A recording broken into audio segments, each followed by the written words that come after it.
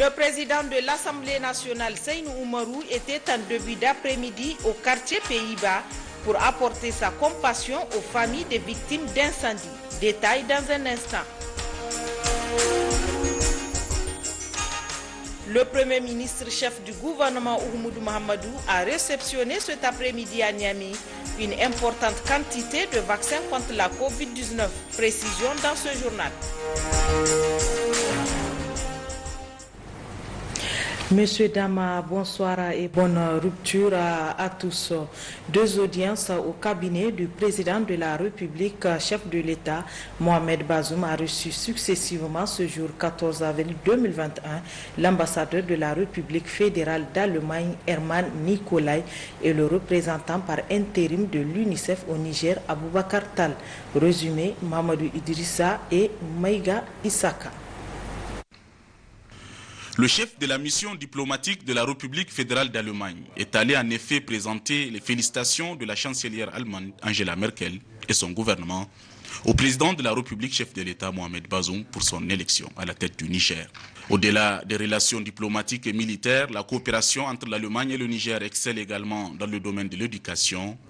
Nous avons suivi avec beaucoup d'intérêt le discours d'investiture du président Mohamed Bazoum.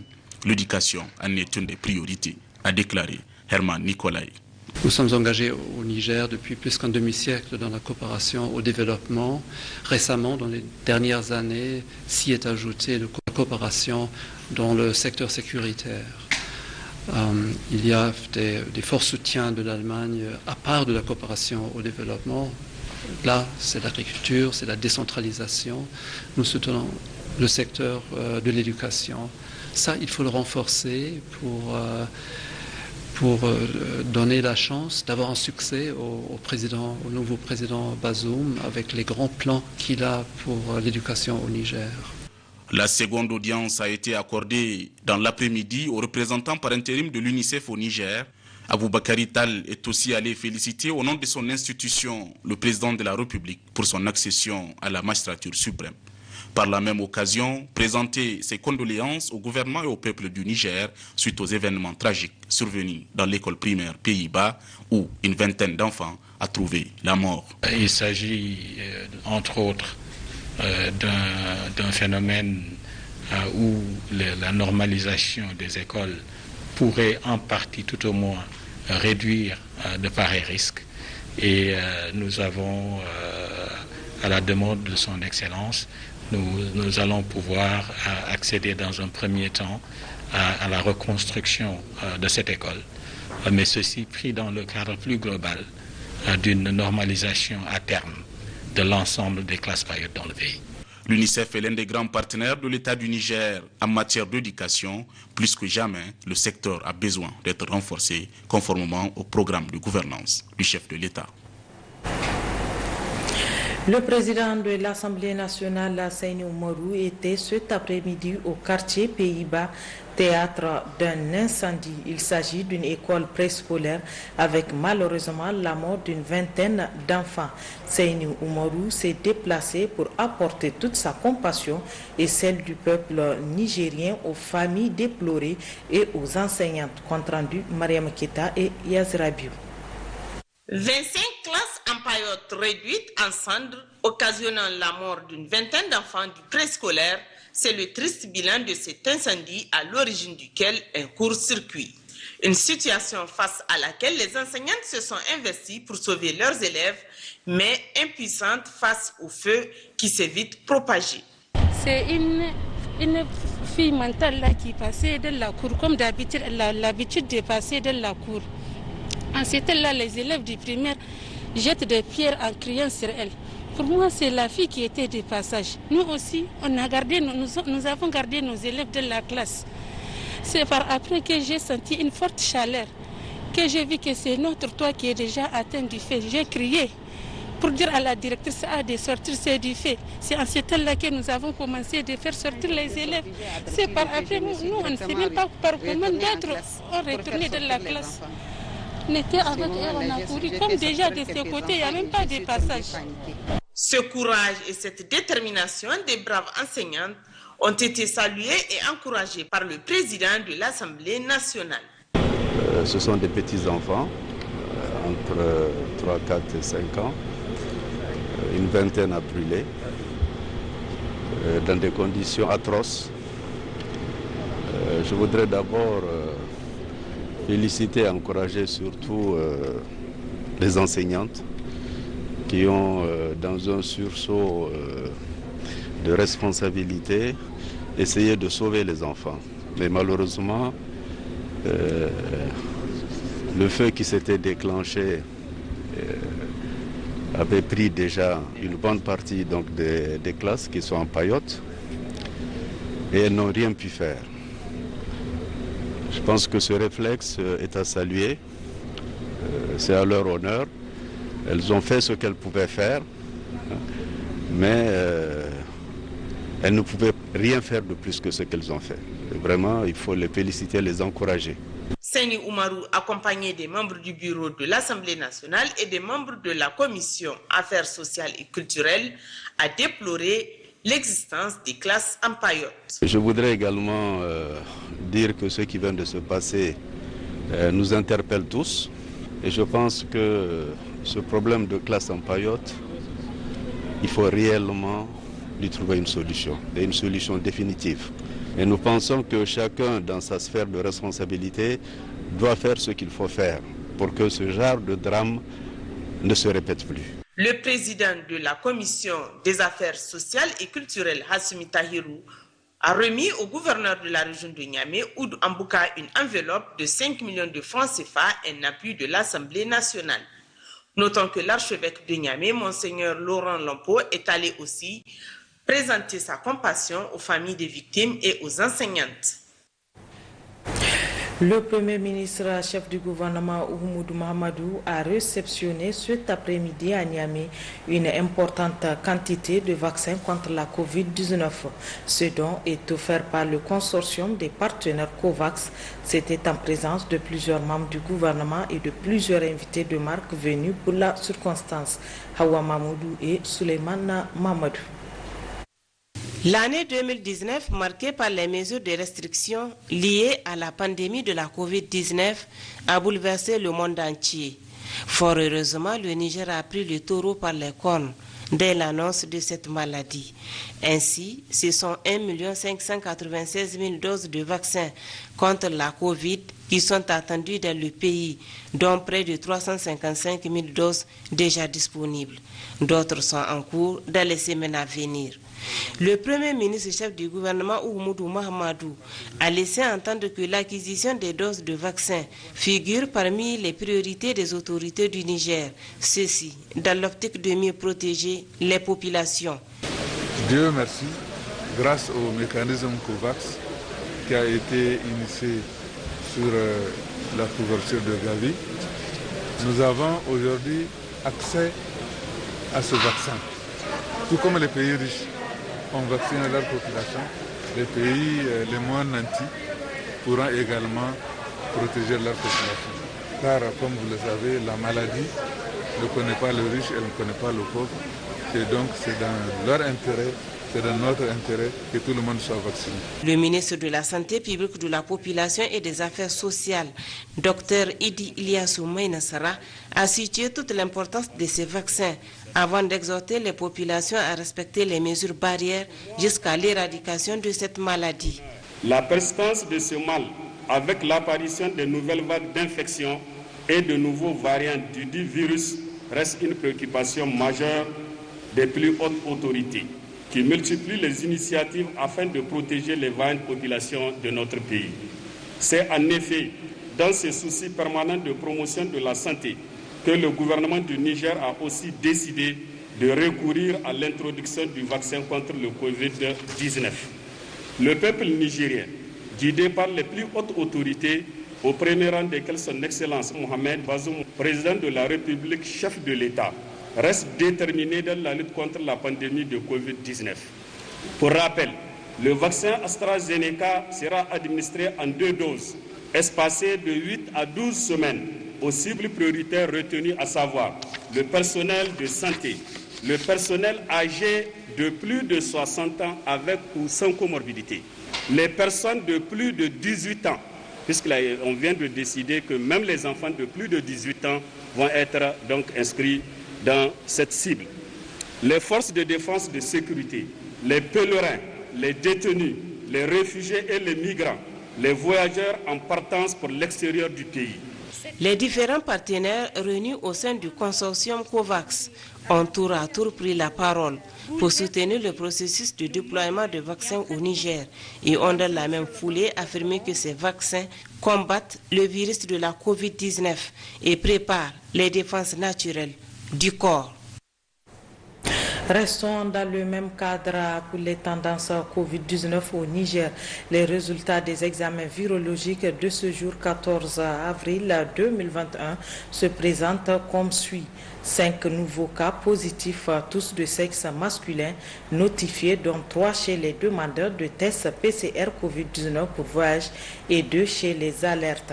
Sur 277 tests réalisés à la Covid-19, ces 5 cas positifs se répartissent comme suit. 2 à Niamey, 1 à Zender, 2 à Difa, aucun décès enregistré ce jour. À ce jour, sur 94 368 personnes testées, 5 113 sont déclarées positives à la COVID-19, parmi lesquelles 4 767 guéris, 190 décès, 156 cas actifs, 20 en hospitalisation, dont 1 en réanimation. Le gouvernement attire l'attention des populations sur le fait que le virus circule fortement au niveau communautaire avec de plus en plus de cas présentant des signes souvent graves. Aussi, le gouvernement invite la population au respect strict de toutes les mesures prises. Le port de masque, le lavage des mains à l'eau et au savon et l'utilisation du gel hydroalcoolique doivent être strictement respectés en toutes circonstances. Pour toute information, appelez le 15 ou le 93 59 18 02. Cela dit, en prévision de l'expiration des mandats du président de la commission et des commissaires de l'UEMOA le 8 mai prochain, les chefs d'État ont décidé de confier la présidence de la commission aux candidats du Sénégal et de la nomination des commissaires issus des autres pays membres. Les détails dans ce communiqué lu par le président de la commission de l'UEMOA, Abdallah Bourema.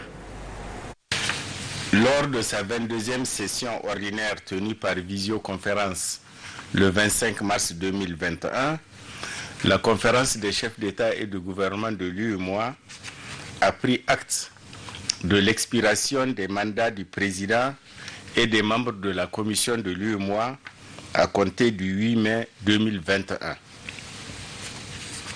La conférence a aussi décidé de confier la présidence de la commission de l'UEMOA au candidat proposé par la République du Sénégal et a instruit que la nomination des membres de la commission, sur proposition des chefs d'État et de gouvernement, intervienne au plus tard le 1er mai 2021. En exécution de cette diligence, 2 actes additionnels portant respectivement nomination des membres de la commission de l'UEMOA et du président de la commission ont été signés ce jour 14 avril 2021 par son Excellence M. Roch-Marc Christian Kaboré, président du FASO, président de la conférence des chefs d'État et de gouvernement de l'Union. Au titre du premier acte, sont nommés membres de la commission de l'UEMOA M. Jonas Bien, au titre de la République du Bénin, M. Filiga Michel Saodogo, au titre du Burkina Faso, M. Paul Kofi Kofi, au titre de la République de Côte d'Ivoire, M. Mamadou Serifo Jakit, au titre de la République de Guinée-Bissau, M. Lassine Boiré, au titre de la République du Mali, M. Mahamadou Gado, au titre de la République du Niger, M. Abdoulaye Diop, au titre de la République du Sénégal, M. Kako Nobupo, au titre de la République togolaise. Au titre du second acte, M. Abdoulaye Diop est nommé président de la commission de l'UEMOA. fait à Ouagadougou le 14 avril 2021. La suite de cette édition, les membres de la Fédération démocratique africaine, le mouvement des jeunes socialistes et la coalition des jeunes pour Bazoum ont rendu public une déclaration qui a pour but de remercier le président sortant Issoufou Mahamadou, mais aussi de féliciter le président de la République Mohamed Bazoum pour sa brillante élection à la magistrature suprême. Le résumé avec Ibn El-Kassoum Mahamadou, Habibou Abdraman et Hassan Abdoulaye. Dans cette déclaration, le président du mouvement des jeunes socialistes MJS a d'abord félicité le président sortant Issoufou Mahamadou pour sa contribution à l'édification du Niger nouveau. Ensuite, le MJS a apprécié positivement le processus électoral ayant consacré la brillante élection de Mohamed Bazoum à la magistrature suprême. Tenons solennellement à remercier et à féliciter très chaleureusement son Excellence Issoufou Mahamadou pour avoir vaillamment rempli sa mission et conduit à très bon terme un processus dont éclat et à la portée ont forcé l'admiration de toutes les composantes de notre nation et de l'ensemble de la communauté internationale qui en a vu un dirigeant et un bâtisseur hors pair. D'ailleurs récompensé par l'illustre prix Mo Ibrahim, a réaffirmé notre engagement total à œuvrer pour la promotion et à la consolidation de ses acquis aux côtés de son Excellence M. Bazoum Mohamed. Nous, membres de l'Alliance composée par la FDA, le MJS Niger, la COGEP, Coalition des jeunes pour Bazoum Mohamed, invitons l'ensemble de la classe politique nigérienne, des acteurs de la société civile et des couches sociales à œuvrer solidairement pour un Niger fort, uni et prospère. Outre ces propos tenus, les jeunes socialistes se sont rendus enfin chez l'ancien président de la République, Issoufou Mahamadou, pour lui remettre un cadeau symbolique en guise de reconnaissance pour la promesse tenue. Les États-Unis d'Amérique, à travers son équipe de renforcement des informations militaires, a offert ce matin un lot important de dépliants de sensibilisation sur les engins explosifs improvisés. Cette remise, qui fait suite à une formation sur le désamorçage de ces engins, s'est déroulée en présence des représentants des différents corps des forces de défense et de sécurité, Suleiman Boubacar et Mariam Adakou. À travers la remise de ce don composé de 50 000 dépliants, il s'agit en effet pour le gouvernement américain d'appuyer le Niger dans le cadre de la lutte contre les engins explosifs improvisés EEI. Les EEI qui sont du matériel dangereux utilisé par les terroristes pour nuire aux populations aussi bien militaires que civiles. Comme indiqué sur le dépliant, nous avertissons tous les civils d'éviter de toucher ou de s'approcher de tous ceux qui semblent être un engin piégé, une arme, munitions ou du matériel militaire, et d'appeler la ligne verte de renseignement ou de parler immédiatement à leurs dirigeants locaux. La dissémination coordonnée par les FDS du dépliant de sensibilisation et de signalisation sur les EEI vise à fournir à la population civile des informations sur la manière de reconnaître et de signaler les EEI aux chefs traditionnels. Il leur également les lignes de renseignement pour fournir aux FDS des informations sur d'éventuels EEI et activités terroristes à travers le Niger. Un autre aspect important de cette campagne de sensibilisation vise à améliorer la communication et la coopération entre les FDS et la population civile, y compris avec chefs traditionnels, spirituels et religieux. Cela renforcera la volonté FDS qui ont juré de défendre et de protéger tous les Nigériens, hommes, femmes et enfants. Le Bureau des opérations de l'État-major des armées salue vivement cette donation américaine. Ceci du fait que la lutte contre ces engins improvisés a toujours constitué une des préoccupations majeures pour les différentes opérations menées contre les forces du mal. Toutes nos opérations intérieures sont concernées par cette menace. de l'opération Amalaou en passant par les opérations Saki 2, Kadou au secteur 4 de la FMM. Beaucoup de nos frères d'armes sont tombés sur le champ d'honneur à cause des jeux déposés sur leur passage. Les populations civiles ne sont pas également épargnées, dont le dernier exemple est la mort de plusieurs membres de la CENI, dont le véhicule était tombé sur un NUED. C'est le lieu ici de louer l'excellence de la coopération militaire entre les États-Unis d'Amérique et la République du Niger. Cette coopération fructueuse, les forces armées nigériennes ont renforcé leurs capacités opérationnelles dans tous les domaines, armées de l'air, forces spéciales, logistique, génie, etc. Ainsi, au nom de nos plus hautes autorités, je voudrais vous adresser mes sincères remerciements pour tout le soutien que vous nous apportez dans le domaine de la lutte contre les GED en particulier et la lutte contre le terrorisme en général. Notez que la remise de ces 50 000 brochures intervient après une formation des FDS sur le désamorçage de ces engins dénommés engins explosifs improvisés. L'actualité dans nos régions depuis un certain temps, la commune urbaine de Dosso est confrontée à un problème d'eau, une situation qui préoccupe les autorités régionales. À leur tête, le secrétaire général de la région qui a effectué une visite au niveau de la société d'exploitation des eaux du Niger-Sen. Le point avec Hanato Ali Soumaïla et Harisou Garba. Afin de constater de visu l'origine de ce manque crucial d'eau potable auquel est confrontée la population de la ville de Dosso depuis quelques semaines, le secrétaire général de la région, M. Asman Amadou, a effectué des visites inopinées, d'abord au niveau des installations du seul et vieux château d'eau qui alimente la ville, puis au niveau du centre d'exploitation secondaire communément appelé Salmagrillage, où bientôt un nouveau forage sera fonctionnel car les travaux sont à un niveau avancé. Selon les explications reçues sur place par le directeur d'exploitation de la Sine, le besoin actuel en eau potable de la ville est supérieur à l'offre. La production n'est pas assez suffisante pour pouvoir satisfaire la population. Mais d'un côté, donc, on a deux forages qui sont en train d'être construits, donc c'est presque fini. Donc avec les deux forages là, donc on pourra alléger la souffrance de la population.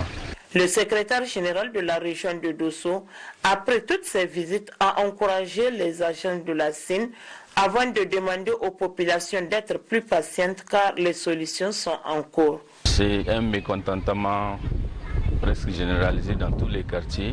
Après avoir fait cette visite, après avoir entendu tout ce que le directeur régional nous a dit, on est satisfait de comprendre qu'ils sont en train de prendre des dispositions pour faire face à cette difficulté de fourniture d'eau à l'ensemble de la population de la ville de Dosso. Nous sommes dans une situation où les populations ont besoin d'environ 10 000 mètres cubes. Et aujourd'hui, la Seine ne peut fournir que 7 000, donc forcément il y a un gap. Et ce gap-là, c'est ça que les populations sont en train de ressentir. Donc nous, ce qu'on a demandé à la Seine, c'est de voir techniquement comment elle peut répartir les 7000 m3 là pour que la population puisse avoir de l'eau secteur par secteur.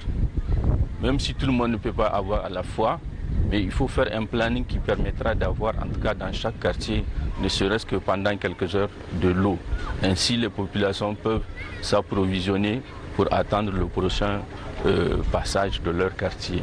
Tout ce qu'on veut de la population, c'est plus de compréhension et qu'ils sont là pour améliorer la fourniture d'eau. Ils nous ont montré les projets, ils sont en train déjà de réaliser 2 grands forages, n'est-ce pas, pour encore augmenter la capacité de fourniture de l'eau dans la ville de Dosso. Formulons les vœux que la société d'exploitation des eaux du Niger-Sen puisse s'investir pleinement pour satisfaire les énormes besoins en eau potable exprimés par les populations en cette période de forte chaleur et surtout du mois béni de Ramadan.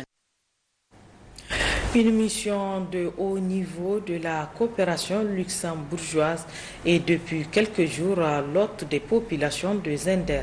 Les membres de cette mission qu'accompagne le gouverneur de la région ont effectué plusieurs visites terrain, notamment au niveau des réalisations mises en œuvre par le royaume luxembourgeois. Kassoum Moutari et Abdraman Maazou pour plus de détails. Cette mission terrain de coopération nigéro-luxembourgeoise dans la région de Zander est conduite par le directeur général adjoint de Lux Development, Robert de Waha. Elle a pour objectif, entre autres, de constater de visu les différentes activités mises en œuvre dans le cadre de l'exécution du projet mécanisme commun de financement, programme sectoriel eau, hygiène et assainissement MCF-PRESEA, s'enquérir de conditions d'avancement des travaux, les difficultés rencontrées et les solutions idoines à y apporter. C'est ainsi que les membres de la mission, avec à leur tête le gouverneur de la région de Zander, Issa Moussa, se sont rendus dans le village de Boubourwa, Tumnia, Gaounawa et Memagaria Bakimaram, tous dans la commune rurale de Tumnia, département de Taketa.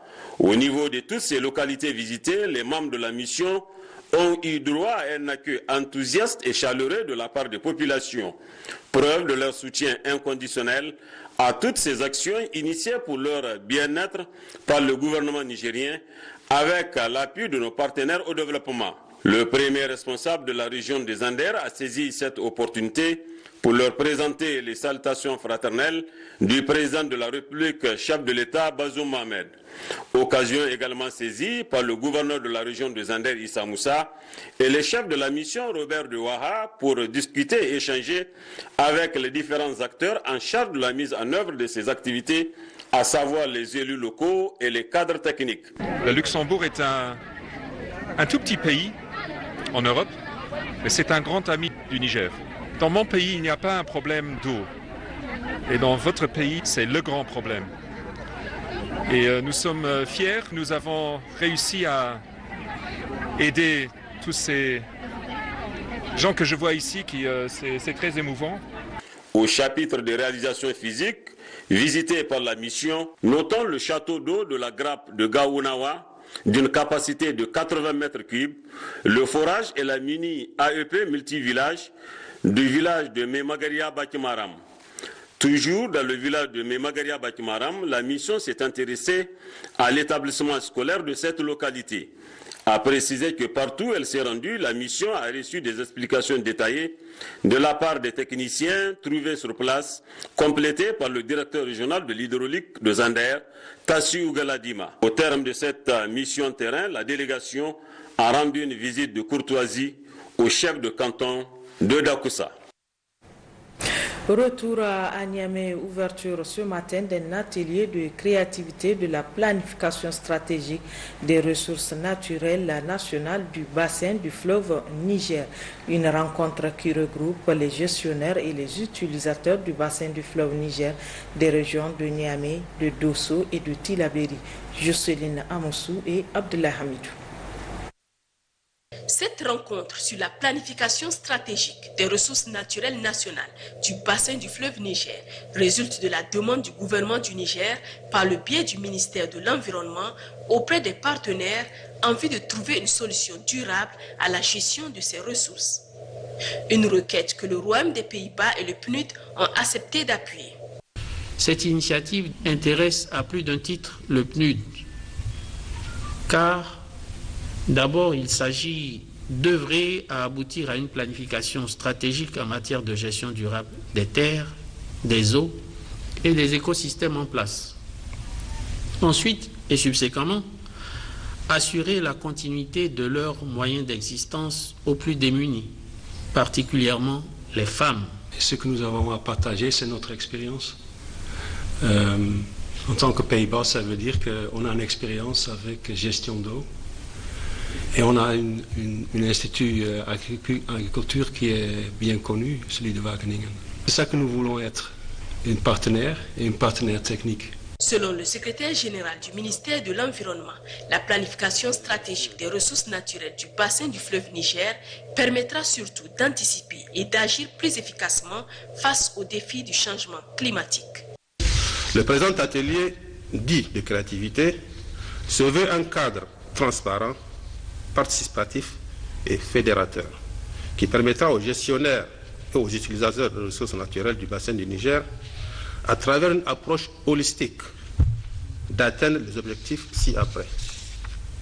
Valider le rapport d'études portant sur l'identification des parties prenantes à la gestion des ressources naturelles nationales du bassin du Niger, donner des orientations pour l'élaboration des termes de référence et la note conceptuelle de la planification stratégique, et enfin élaborer une feuille de route du processus de la planification stratégique des ressources naturelles nationales du bassin du Niger. Une rencontre de 2 jours qui contribuera significativement à la mise en œuvre du programme de Renaissance 3 du président de la République Mohamed Bazoum, a conclu le secrétaire général du ministère de l'Environnement. Autre aspect de cette édition tenue ce matin à Dosso, des travaux de l'atelier de renforcement des capacités des membres des organisations de la société civile sur le respect des droits de l'homme dans l'application de la loi. C'était sous la présidence de la représentante par intérim de la Haute Commission des Nations Unies aux droits de l'homme. Précision Issa Saleh et Nafi Maman. Cet atelier de renforcement des capacités des membres des organisations de la société civile OSC sur le respect des droits de l'homme dans l'application de la loi se tient dans un contexte sécuritaire assez préoccupant, dira le coordonnateur national du Code. À l'occasion de la présente cérémonie d'ouverture de l'atelier portant sur le renforcement des capacités des organisations de la société civile sur le respect des droits de l'homme dans l'application de la loi, qui intervient dans un contexte sécuritaire assez préoccupant pour notre pays, caractérisé par des attaques djihadistes qui ont endeuillé l'ensemble de la nation nigérienne. Cette situation assez préoccupante vient s'ajouter les enjeux liés au maintien de l'ordre à l'interne qui doit s'effectuer suivant les règles prescrites et les bonnes pratiques convenues par les hommes chargés du maintien de l'ordre, en période de paix comme en période d'exception qui permet de déroger aux règles de droit commun. Quant à la représentante par intérim de la Haute Commissaire des Nations Unies aux droits de l'homme, qui a présidé la cérémonie officielle d'ouverture des travaux, dira que la coopération du Haut Commissariat des Nations Unies aux droits de l'homme avec les organisations de la défense des droits de l'homme renforce nos combats communs. La coopération du Haut Commissariat des Nations Unies aux droits de l'homme avec les organisations de défense des droits de l'homme reste une priorité stratégique, car elle renforce nos objectifs communs, aide à adresser nos inquiétudes mutuelles et à soutenir notre bureau dans ses missions et initiatives en faveur des droits de l'homme. Une société civile dynamique et autonome, capable d'opérer librement, éclairée et dotée de connaissances relatives aux droits de l'homme, est un élément clé dans la garantie d'une protection des droits de l'homme pérenne, et ce, dans toutes les régions du monde. Autant qu'auparavant, la représentante par intérim de la Haute Commissaire des Nations Unies aux droits de l'homme, Mme Zainab Hamza Diaby, a souligné que ce projet, qui va s'étendre sur 2 ans, couvre 3 pays, le Niger, la Mauritanie et le Tchad, avec comme objectif essentiel la promotion et la protection de la population, les femmes, les enfants et les jeunes en particulier, contre le risque de graves violences des droits humains. Cérémonie vendredi dernier à Difa de remise officielle de kits d'accompagnement au profit de 243 jeunes bénéficiaires de la formation initiale organisée par le projet Difa Bana. Le point avec Harouna Sanda et Amadou Hassan.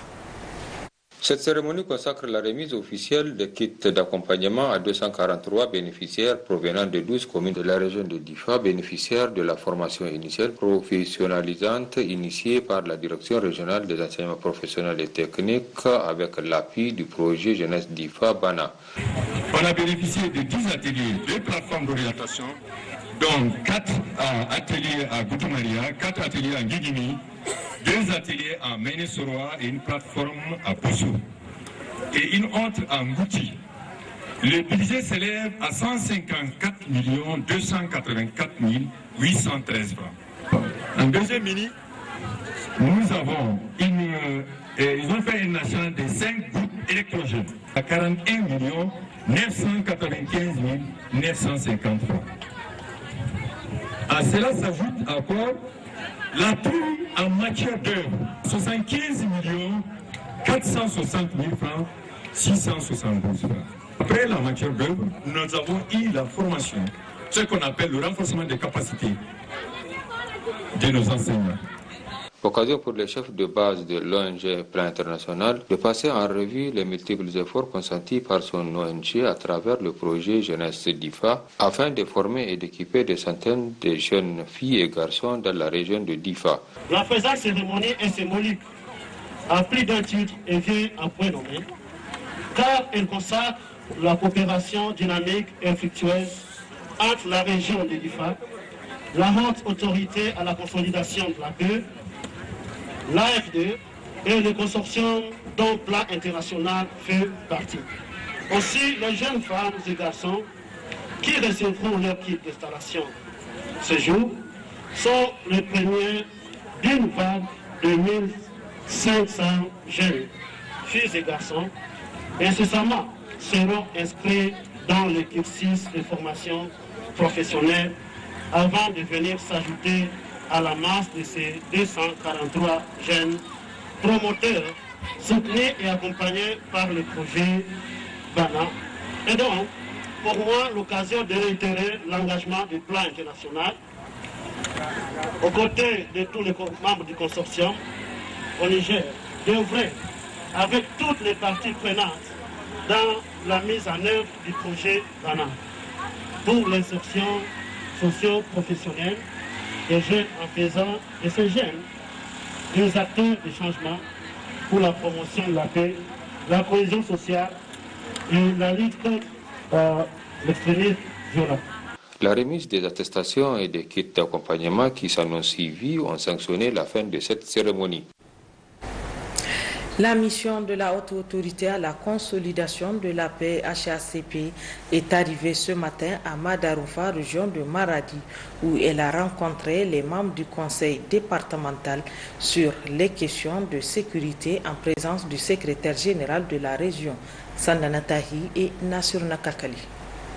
Informer et sensibiliser les membres du conseil départemental de sécurité de Madaroufa sur les activités du projet d'appui et d'encadrement des comités départementaux de sécurité. Tel est l'objet de cette mission du comité technique de la haute autorité à la consolidation de la paix dans le département de Madaroufa.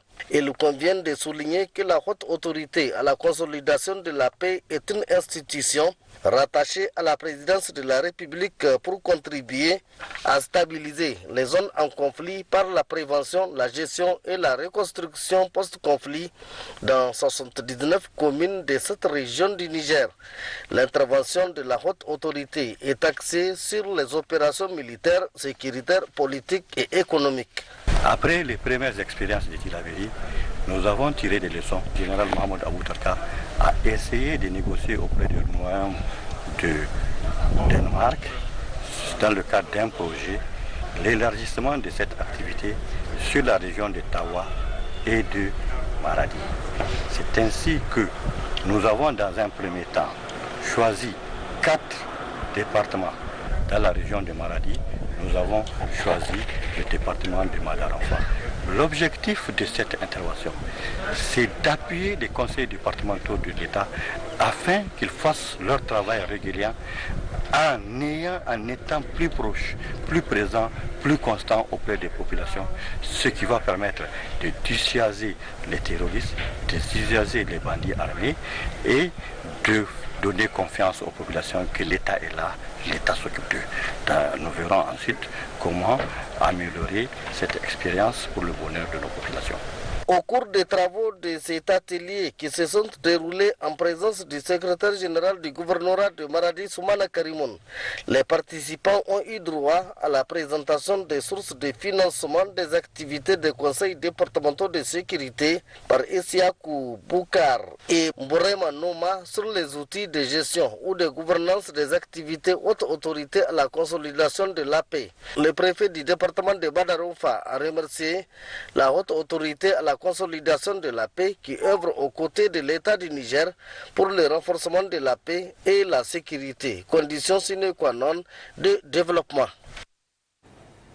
Réunion d'information de mise à niveau de consultation des acteurs et partenaires de la région de Tillabéri sur le projet communautaire de relèvement et de stabilisation au Sahel. La cérémonie a été placée sous la présidence du gouverneur de la région, Seyni Soumaïla Ibrahim et Ousmane Sani Abdou. Présenté à toutes les couches socio-professionnelles de la région de Tillabéri, le projet communautaire de relèvement et de stabilisation au Sahel, PCRSS, c'est l'objectif principal assigné à cette réunion. Un projet pressenti pour intervenir dans 21 communes de la région de Tillabéri et pour lequel la Banque mondiale a accepté de consentir 100 millions de dollars US pour sa mise en œuvre. Il s'agit aussi et surtout de vous présenter le niveau de la préparation de ce nouveau projet. Ses objectifs, les zones d'intervention et les résultats auxquels le projet sont visés, mais aussi de vous consulter afin de recueillir vos avis et attentes en tant que bénéficiaires et partenaires du projet et de collecter les données complémentaires. Initiative des 3 pays sahéliens de l'autorité du Liptako Gourma, à savoir le Niger, le Burkina Faso et le Mali, dans un contexte marqué par des multiples facteurs de fragilité et de vulnérabilité, le projet communautaire de redressement et de stabilisation du Sahel, PCRSS 3 frontières, poursuit surtout un objectif de développement. Son objectif de développement est de contribuer au rétablissement des communautés dans les zones cibles à travers une approche régionale contenant des services et des infrastructures socio-économiques intégrées, des moyens de subsistance et un développement territorial des données régionales et une coordination. La région de Tillabéri, durement éprouvée par l'instabilité dans le Liptako Gourma, fonde beaucoup d'espoir sur ce projet qui va, nous l'espérons, permettre de relancer les diverses activités qui tournent au ralenti du fait de cette insécurité. En marge de cette réunion et sur un tout autre plan, il a été présenté au gouverneur de la région de Tillabéri un trophée remporté par le Centre de promotion des jeunes de Tillabéri à la première édition du tournoi de football des 10 centres tenus à Madawa du 25 au 28 mars dernier. Et tournoi auquel toutes les 8 régions ont participé avec au finish le sac du centre de Bagdad, c'est un quartier de Tillabéri.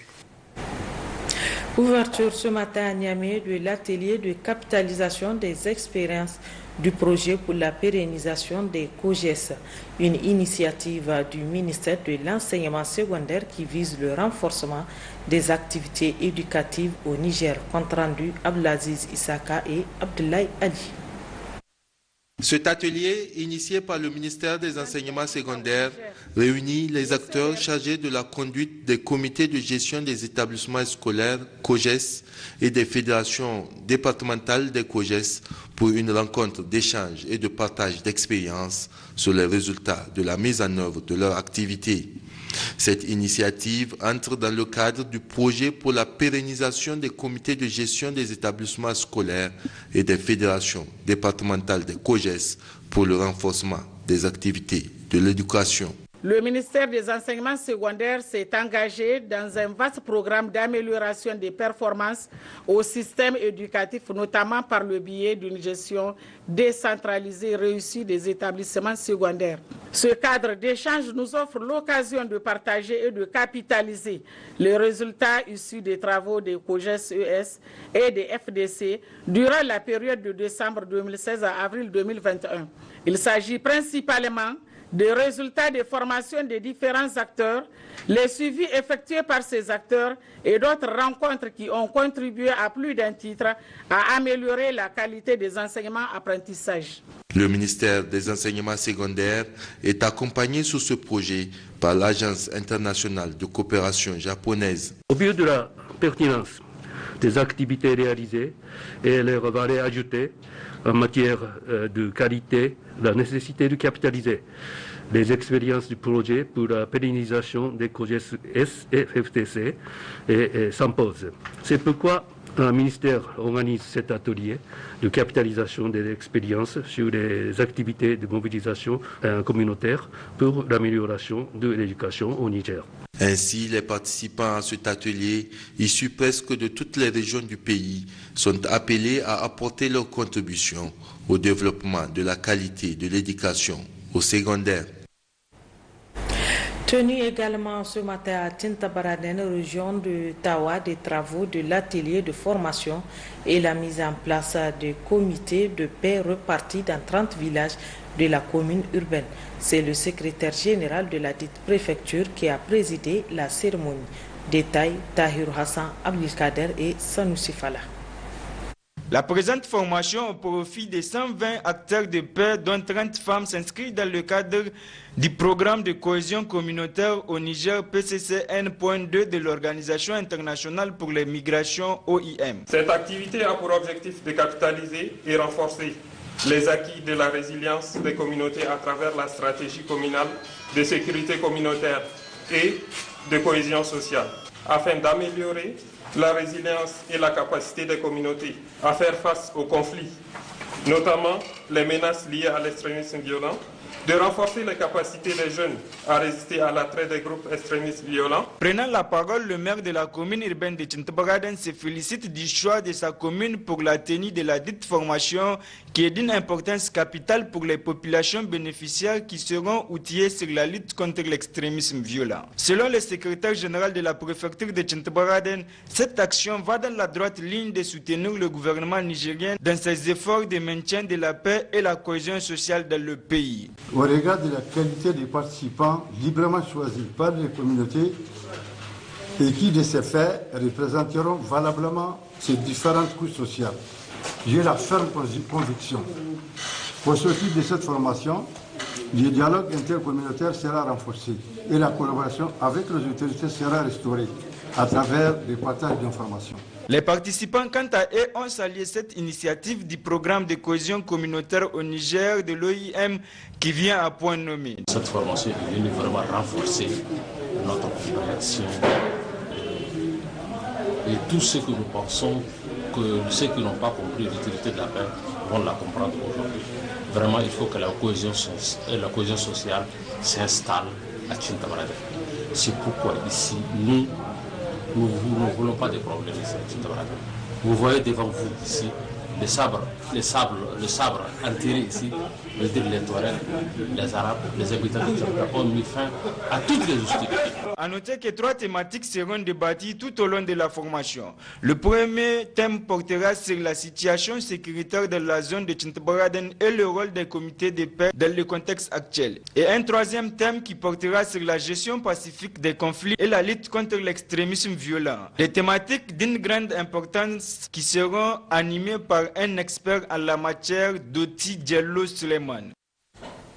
Quant au secrétaire général de la région de Dosso, il a ouvert ce mercredi les travaux d'un atelier de vulgarisation du plan de soutien aux populations vulnérables au titre de l'année 2021. C'était en présence de plusieurs invités. Compte rendu, Hannot Ali Soumaïla et Hadissou Garba. À l'issue de chaque campagne hivernale, la cellule crise alimentaire mène des enquêtes pour évaluer la disponibilité des produits agro-pastoraux dans le pays, afin d'établir un plan de soutien aux couches les plus vulnérables, à savoir les femmes et les enfants. Et c'est dans cette même logique que se tient à Dosso cet atelier dont le secrétaire général de la région nous situe ici son objectif. L'objectif général assigné à ce présent atelier et l'internalisation des dispositions et activités prévues dans le plan de soutien 2021 par les acteurs régionaux et sous-régionaux. Il couvrira la période de janvier à décembre 2021 pour un coût total de 192 milliards 865 315 988 francs CFA.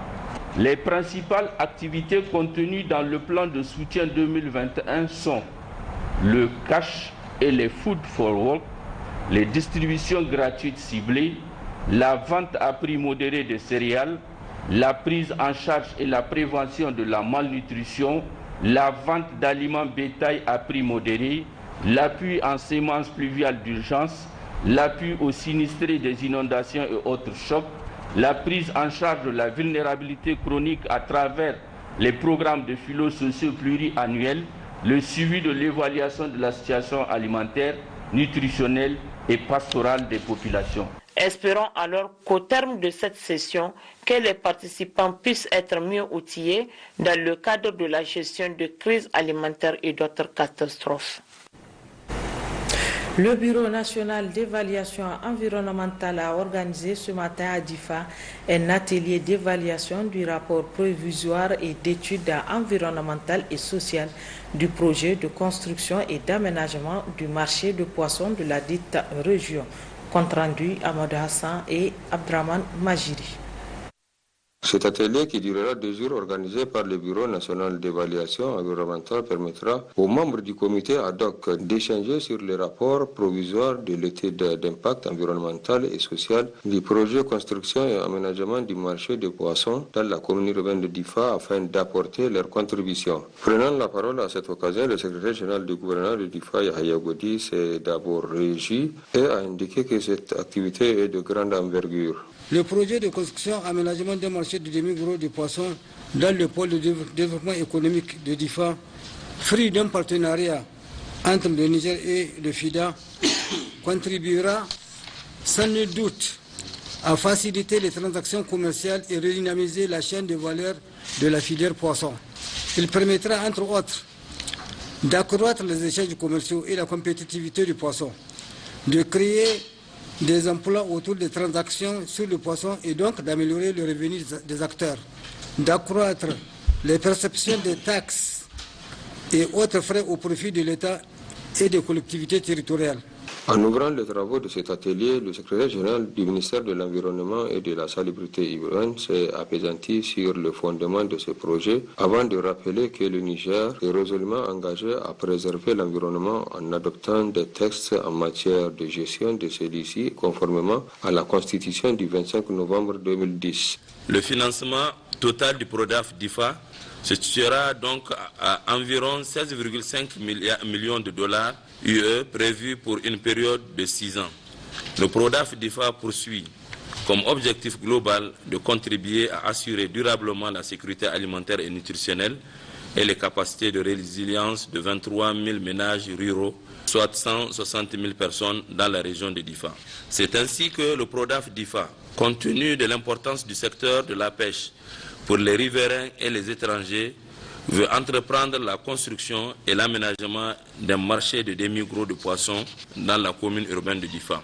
L'exercice pour lequel vous avez été sollicité procède du besoin d'un examen indépendant, impartial et objectif du rapport provisoire de l'étude d'impact environnemental et social du projet de construction d'aménagement d'un marché de demi-gros du poisson à Difa. En dépit des nombreux avantages et opportunités attendues de la mise en œuvre du présent projet, nous ne devons pas perdre de vue les impacts négatifs potentiels sur le milieu biophysique et humain. Nous devons ainsi évaluer l'efficacité et l'efficience des mesures proposées pour y faire face. Pour finir, le colonel Rachidi Abdou Harouna a renouvelé toute sa profonde gratitude au programme FIDA pour ses appuis multiples au secteur de l'environnement. À Niamey, la compagnie de téléphonie mobile Airtel Niger a procédé au lancement de la promotion dénommée Super Promo Ramadan. En ce début de mois de Ramadan, Airtel Niger entend encore s'approcher de sa clientèle, une manière d'accompagner ces derniers et à les fidéliser davantage aux différents produits et services d'Airtel. Compte rendu Pascal Sessou-Gauthieu et Abdullah Ali. C'est près de 4 700 000 abonnés qui utilisent aujourd'hui les produits et services d'Airtel Niger. La compagnie de téléphonie Airtel Niger ne cesse de surprendre sa clientèle à travers justement des promotions. À l'occasion du mois béni de Ramadan, Airtel Niger a procédé au lancement dénommé Super Promo Ramadan, une initiative intéressante qui permettra aux abonnés d'Airtel de gagner chaque semaine des super lots. Pour le premier responsable de la compagnie Airtel, c'est une manière d'accompagner ses nombreux clients tout en leur souhaitant un bon Ramadan. La super promo Ramadan consiste à offrir aux abonnés éligibles chaque semaine des smartphones et des iPhone 12 et des iPhone Pro, des Smart TV 65 pouces, des routeurs 4G, Pocket Wi-Fi et Smartbox, des réfrigérateurs et de l'argent cash. Pour être éligible au lot, il suffit d'activer les forfaits d'appel Internet et utiliser le Airtel Money et l'application MyAirtel à partir d'un montant de 500 francs. La manager en data et digital, elle, s'est plus apaisantie sur le déroulement du jeu, qui ne requiert aucune souscription. Un jeu qui durera 20 jours, a laissé entendre Sadatou Chekou. C'est une promotion qui est basée sur l'utilisation des produits Airtel, tels que l'activation des forfaits Internet, des forfaits appel, l'auto-recharge par Airtel Money et aussi l'utilisation de l'application mobile Android et iOS MyAirtel. La promo va se dérouler du 12 avril au 31 mai 2021. Chaque semaine, nous aurons 3 gagnants. À la fin de la super promo, nous aurons aussi un super gagnant. Airtel Niger, présent presque sur toute l'étendue du territoire, s'engage toujours à satisfaire et à offrir le meilleur à ses abonnés. En témoigne, au cours de cette année, la capacité d'accès d'Internet qui a été doublée, 3G et 4G déployés respectivement sur plus de 350 sites et une vingtaine de sites pour la 4G. Début dimanche dernier à Tawa de la compétition des courses hippiques dénommée Coupe Mohamed Bazoum, président de la République, chef de l'État et de son Premier ministre, chef du gouvernement. C'était en présence du secrétaire général de la région d'État, Tahir Hassan Abdelkader et Mohamed Agoumou. Dédié au président de la République, Bazoum Mohamed et son Premier ministre Oumoud Mahamadou, cette activité de réjouissance a réuni au niveau de l'hippodrome de Tawa une trentaine de chevaux venus des différents départements de la région de Tawa. Au total, 5 motos de marque Cassia ont été mises en compétition. 3 courses ont marqué cette première journée. La première course sur une distance de 2000 mètres a opposé 10 chevaux des différents villages du département de Tawa. La deuxième course sur une distance de 1600 mètres a regroupé 8 chevaux des différents départements de la région. Et la troisième, sur une distance de 2400 mètres, a opposé 4 chevaux. À l'issue de cette série de courses hippiques, le secrétaire général de la région de Tawa, Ibrahim Miko, a salué cette initiative. Nous sommes au niveau du club équestre, donc, où les responsables de la fédération ont organisé une course de chevaux exceptionnellement à l'occasion de l'investiture du président de la République Bazoum Mohamed et de la nomination du Premier ministre Oumoud Mahamadou. 3 motos ont été mises en jeu et gagnées par 3 chevaux. Donc le reste des motos sera engagé dans une autre course spécialement dédiée au président sortant, Alhaji Issou Mahamadou. Soulignons enfin qu'il s'agit à travers cette série de courses hippiques de renforcer les efforts de maintien de la paix et la cohésion sociale de la région de Tawa.